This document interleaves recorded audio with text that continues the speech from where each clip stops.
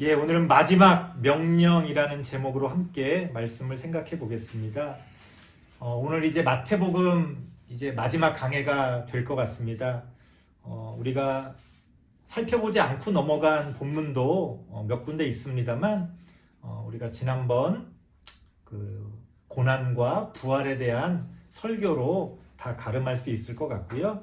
이제 오늘 마태복음의 마지막 결론이라고 할 수 있는 오늘 본문 말씀을 통해서 마태복음 강해를 마치도록 하겠습니다. 오늘 본문의 말씀은 우리가 흔히 교회에서 지상명령이다 이렇게 해가지고 하나님이 예수님을 통해서 우리에게 주신 가장 중요한 어떤 명령이라고 흔히들 교회에서 이야기합니다. 글쎄요, 그렇게까지 생각할 필요가 있을 것 같아요. 지난번에도 한번 그런 말씀 드렸습니다. 우리가 성경을 본다는 것은 어느 한 군데를 부분 보는 게 아니라 성경을 전체적으로 보는 거예요. 그래서 마태복음의 결론이 오늘 본문 말씀이지만 마태복음 자체가 성경 전체의 한 부분이잖아요. 그러니까 우리가 이 마태복음의 결론을 가지고 마치 이것이 우리 인생에, 우리 교회에 가장 큰 예수님의 유언 같은 말씀이다. 그렇게까지 생각해 볼 건 아닌 것 같아요. 그냥 예수님이 하신 수많은 말씀 가운데 한 가지이고, 우리가 다른 말씀을 존중하듯이 오늘 말씀도 그만큼 존중하면 좋을 것 같습니다. 그럼에도 불구하고 오늘 본문의 말씀이 마태복음의 결론이라는 것은 분명합니다. 예수님께서는 마태복음을 통해서 수많은 말씀을 해주셨는데 그 결론으로서 오늘 말씀을 마지막으로 우리에게 전해주고 계십니다. 자, 그렇다면 예수님이 우리에게 말씀하시는 마지막 명령, 마지막 요청, 마지막 요구는 무엇일까요? 두 가지를 생각해 볼 수 있을 것 같습니다. 오늘 본문에는 여러 가지 동사들이 나와요. 가서 세례를 베풀고, 제자를 삼고, 여러 가지 그런 함께 할 것이다. 여러 가지 것들이 나오지만 오늘 본문의 헬라어 본문을 보면 예수님께서 우리에게 말씀하시는 그 명령은 두 가지로 나눠서 생각해 볼 수가 있습니다. 첫 번째는요, 예수님이 주시는 권세를 받아야 한다는 거예요. 18절에 보니까 하늘과 땅의 모든 권세를 내게 주셨으니 하고서 뒷말은 나오지 않지만 마태복음의 다른 부분을 보면 그 예수님의 권세를 우리에게, 나에게, 우리 교회에게 예수님이 주셨다는 것을 우리가 알 수가 있습니다. 자, 권세라는 게 뭡니까? 권세가 무엇인지를 알려면 같은 단어를 마태복음의 다른 부분에서는 뭐라고 말하는지를 이해해야 합니다. 마태복음 10장 1절 말씀을 찾아볼게요. 마태복음 10장 1절입니다.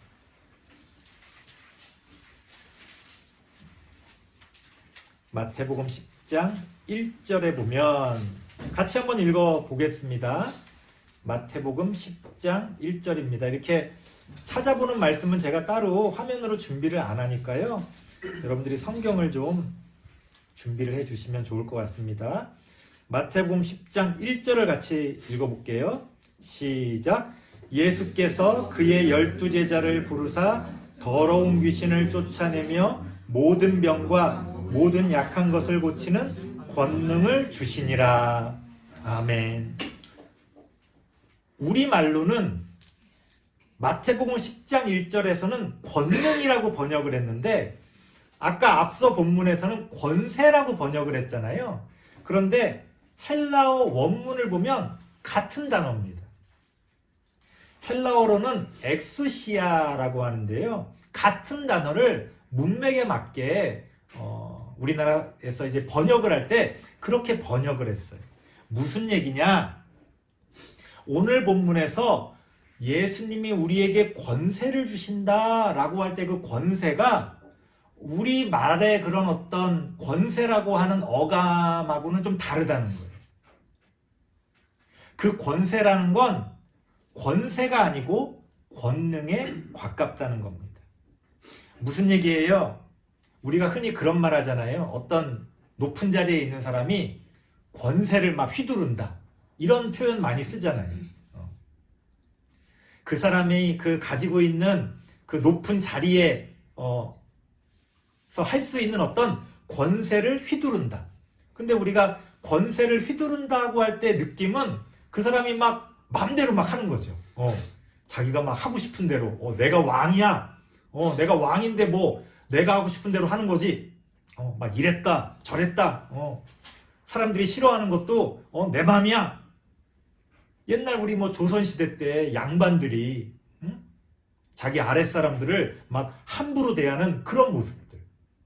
우리가 그런 사람을 왜 권세가 있다고 이야기하잖아요.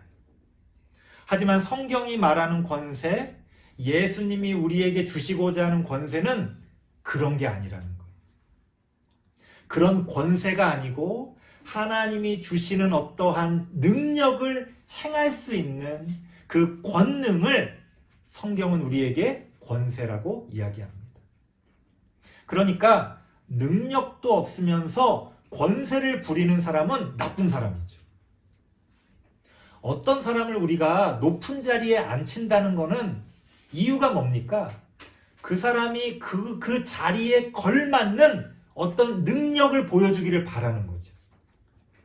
다른 사람들을 위해, 이 나라를 위해, 어려운 누군가를 위해 그 능력을 펼쳐주기를 바라는 거예요. 하지만 사람들은 착각합니다. 마치 내가 그 자리에 앉은 것이 자신이 어떤 자격을 갖고 있는 것처럼 그 자리에 맞는 어떤 것들을 뽐내려고 합니다. 그건 잘못됐다는 거예요. 예수님이 우리에게 어떤 권세를 주셨다라고 할 때도 우리가 착각을 합니다. 마치 우리가 어떤 높은 자리에 앉은 것 같은. 그래서 많은 그리스도인들이요, 예수님을 믿지 않는 사람들을 좀 무시하는 경향이 있어요. 그러면 안 돼요. 예수님을 믿지 않는 사람들 가운데서도요, 우리보다 더 훌륭한 사람이 있을 수 있어요. 그런데 우리는 모든 것을 예수님을 믿는 사람, 예수님을 믿지 않는 사람 이렇게 딱 나눠가지고 마치 예수님을 믿는 우리가 어떤 권세를 가지고 있는 것처럼 착각합니다. 하지만 예수님이 우리에게 권세를 주셨다는 것은 어떤 높은 자리를 주신 것이 아니라 어떤 것을 행할 수 있는 권능을 주셨다는 거예요. 자, 예수님은 우리에게 왜 그런 권능을 주셨습니까? 왜 그런 권세를 주셨습니까? 마태복음 10장 1절 말씀에 그게 그대로 나오고 있어요. 뭐라고 그러죠? 권능을 주시면서 어떤 목적에서 주셨다고 이야기합니까? 더러운 귀신을 쫓아내고 병과 약한 것을 고치라는 거예요. 하나님이 우리에게 능력을 주시는 것은요, 내가 그것을 뽐내고 자랑하라고 주신 게 아니에요. 그것을 통해, 그 능력을 통해, 우리가 가진 것을 통해 어떤 선한 일들을 하기를 원하시는 거예요. 그걸 두 가지로 나눌 수가 있습니다. 더러운 귀신을 쫓아내야 한다는 거예요. 그런 말씀 제가 자주 드렸습니다. 귀신이라는 것은, 성경에서 말하는 귀신이라는 것은 무슨 유령 같은 존재가 아니고 악한 영향력을 귀신이라고 지칭하는 거예요. 나쁜 짓을 하는 사람들, 나쁜 일을 행하는 사람들, 다른 사람을 해치고 다른 사람에게 폭력을 행하는 그 모든 일들, 이런 것들이 다 귀신의 악한 영향력이라고 할 수 있어요. 예수님의 권세를 받은 우리는요, 그러한 악한 영향력을 약화시키고 없애야 할 사명이 있습니다. 교회가 왜 모여가지고, 왜 헌금을 내고, 왜 이런 어떤 건물을 유지하고 왜 그렇게 하는 겁니까? 그 교회의 건물 자체가 하나님께 영광이 됩니까? 아니라는 거예요. 많은 사람이 모여있는 그 자체가 무슨 굉장한 무슨 성령의 능력입니까? 아니라는 거예요. 그것을 통하여 더러운 귀신을 쫓아내는 능력, 권능을 행해야 한다는 거예요. 그래서 교회는 이 사회의 빛과 소금이 되어야 한다는 겁니다. 교회가 이 사회의 빛과 소금이 되지 않는다면 그 자체로는 아무 의미가 없는 거예요. 우리 교회가 얼마나 큰데, 우리 목사님이 얼마나 유명한데, 그거 다 권세를 부리는 거예요. 그 자체로는 아무런 능력이 없는 거잖아요. 우리 교회가 이렇게 크다고 막 자랑하는 거, 그게 다른 사람들과 무슨 상관이 있어요? 그렇게 우리는 선한 영향력을 만들어 가야 됩니다. 하나님은 그것을 위하여 우리에게 어떤 능력을 주셨다는 거예요. 또 하나는 뭡니까? 병과 약한 것을 고쳐야 한다는 거예요. 이건 너무나 분명하죠. 어려운 사람들을 위로하고 돕는 일이 바로 하나님이 우리에게 권능을 주신 이유가 됩니다. 바로 이러한 방향성이 우리 교회가, 우리의 신앙이 어느 방향을 향해야 하는지를 알려주고 있어요. 그래서 교회는요, 악한 것에 대적해야 되고요, 어려운 사람들과 함께 해야 됩니다. 어떤 형태로든 그런 방향으로 나가야 돼요.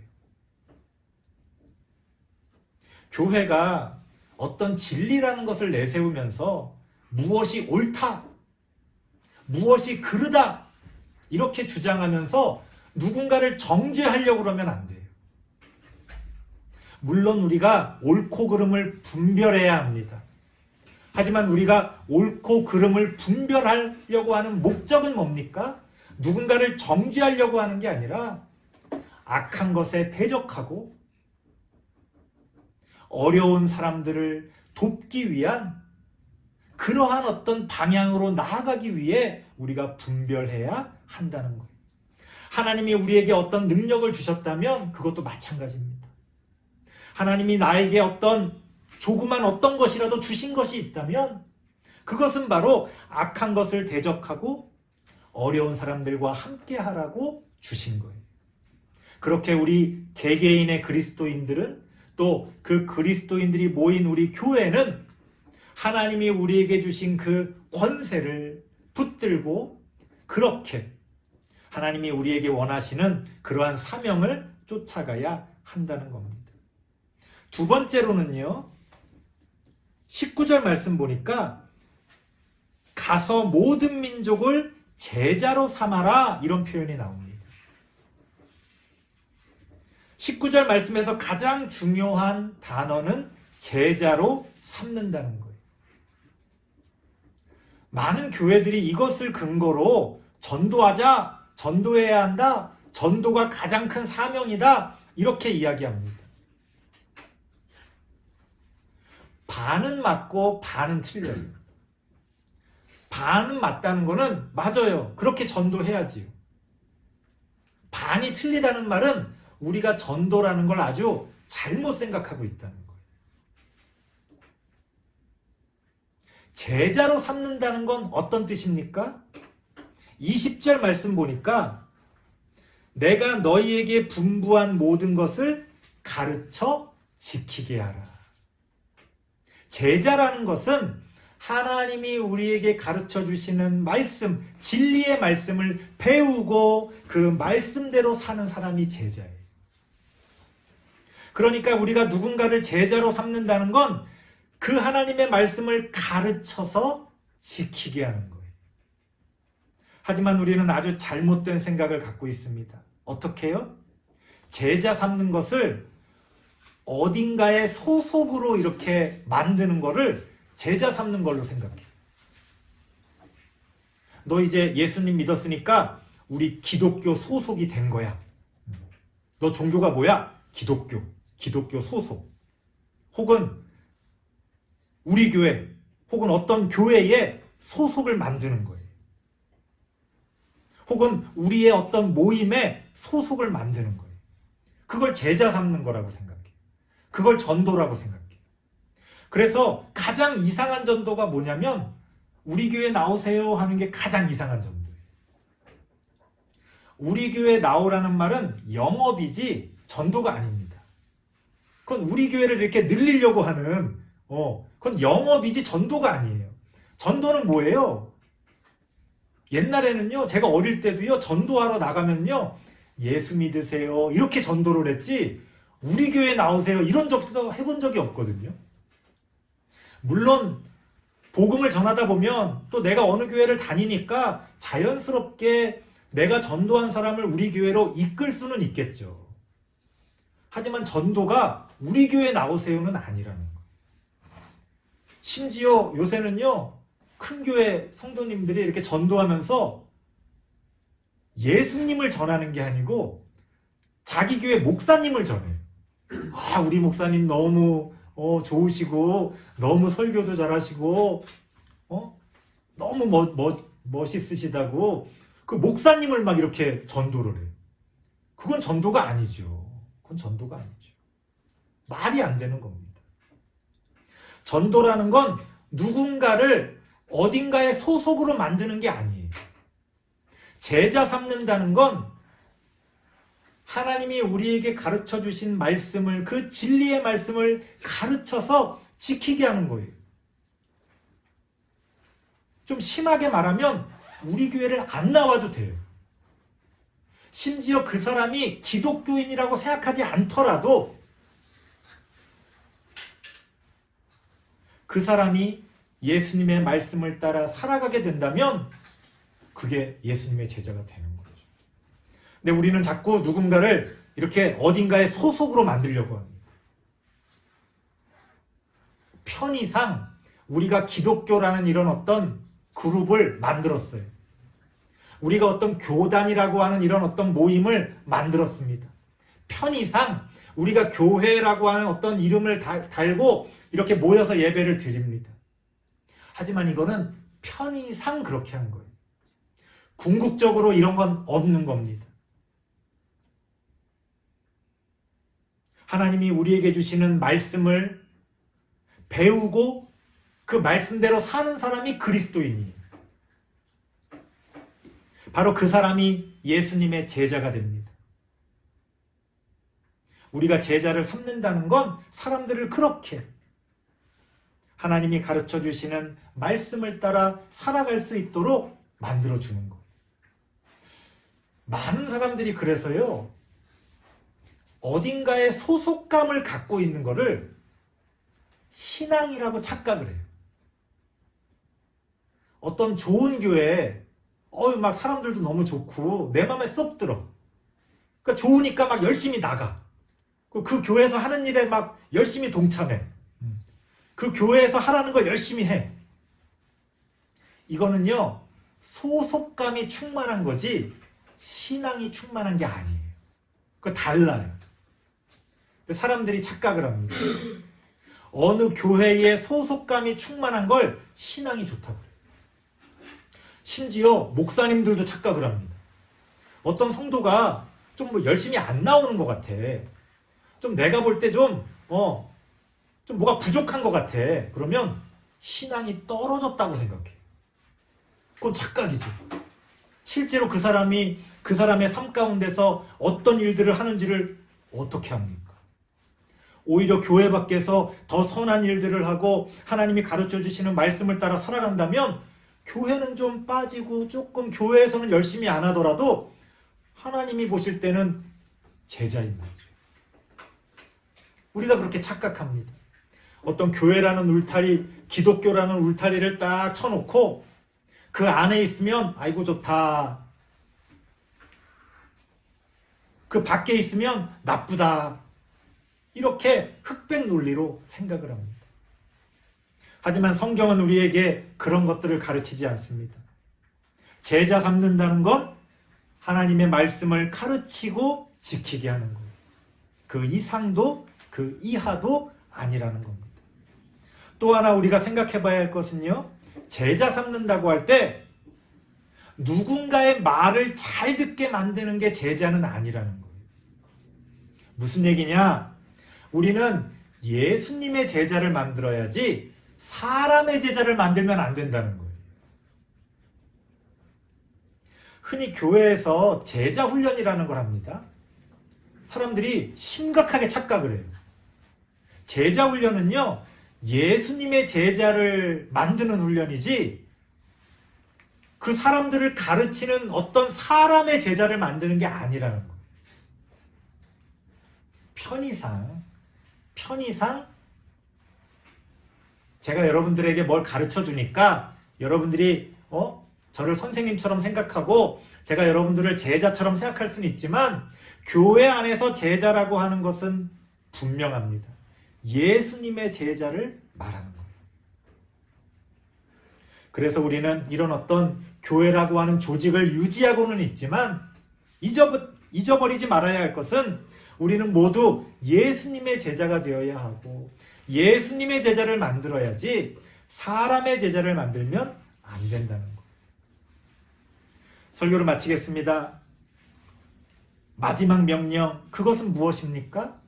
예수님이 우리에게 맡겨주신 권세를 받는 거예요. 권세를 받는다는 건 내가 무슨 대단한 자리에 앉아서 권세를 휘두른다는 게 아니라 하나님이 맡겨주신 어떤 사명을 감당하기 위한 능력을 발휘하는 거예요. 권능이죠. 어떤 겁니까? 악한 것에 대적하고 어려운 사람들과 함께하는 거예요. 또한 우리는 제자를 삼아야 합니다. 하나님이 우리에게 가르쳐 주신 좋은 것들을 함께 나누는 거예요. 여러분들 어떤 물건을 써봤는데 너무 좋아. 그러면 여러분들도 모르게 친구들한테 말하게 되죠. 야, 내가 그거 써봤더니 좋더라. 어떤 영화를 봤는데 너무 재밌어. 그러면 시키지 않아도 어떻게 해요? 야, 그 영화 너무 재밌더라. 마찬가지예요. 여러분들이 하나님 말씀으로 여러분들이 제자가 되고 여러분들이 그 말씀 가운데 기쁨을 누리고 살아가면요, 전도는 저절로 되는 거예요. 전도해야지, 전도해라, 이건 말이 안 돼요. 여러분들이 기뻐하면 그 기쁨이 흘러 넘칩니다. 여러분 안에 은혜가 충만하면 그 은혜가 흘러 넘치게 돼요. 야, 너 무슨 좋은 일 있어? 너 요새 괜찮은 것 같아? 사람들이 저절로 알게 돼요. 우리는 그렇게 제자가 되고 제자를 삼아가면서 하나님의 말씀을 따르게 됩니다. 그렇게 예수님이 우리에게 맡겨주신 마지막 명령 2가지를 여러분들이 기억하고 여러분들의 삶 가운데서 하나님이 기뻐하시는 일들을 통해 귀한 열매 맺어가는 우리 모든 성도님들 되시기를 바랍니다. 기도하겠습니다. 하나님 감사합니다. 하나님이 우리에게 맡겨주신 권세를 통하여 하나님의 뜻을 이루어가고 하나님의 말씀으로 제자를 삼아 이 땅에 하나님의 나라가 세워져 갈 수 있도록 우리가 하나님의 일에 동역하고 동참하는 우리들이 되어질 수 있도록 하나님 함께 하여 주시옵소서. 예수님의 이름으로 기도드리옵나이다. 아멘.